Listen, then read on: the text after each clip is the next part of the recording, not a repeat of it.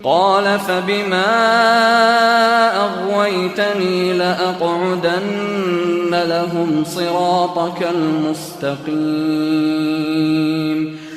قال تو کہا اس نے، ابلیس نے کہا فبما اغویتنی،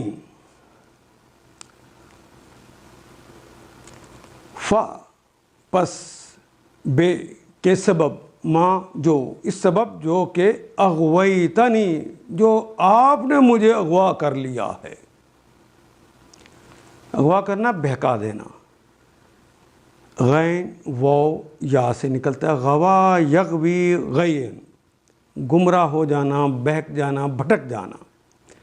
فبما اغویتنی، آپ نے جو مجھے بہکا دیا ہے، گمراہ کر دیا ہے، لأقعدن، لام یہ بھی شروع میں آ گیا یقیناً کے لیے، نون بھی آخر پہ یقیناً کے لیے آ گیا. الف اقعدو، میں بیٹھتا ہوں یا بیٹھوں گا. قعد کہتے ہیں بیٹھا، مقعد کہتے ہیں جس پر کوئی بیٹھتا ہے یعنی کرسی.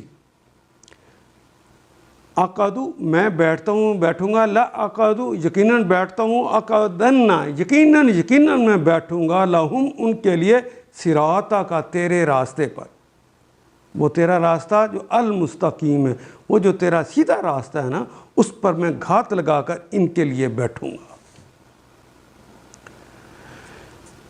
بولا قالا، پھر وہ ابلیس بولا اچھا، تو جس طرح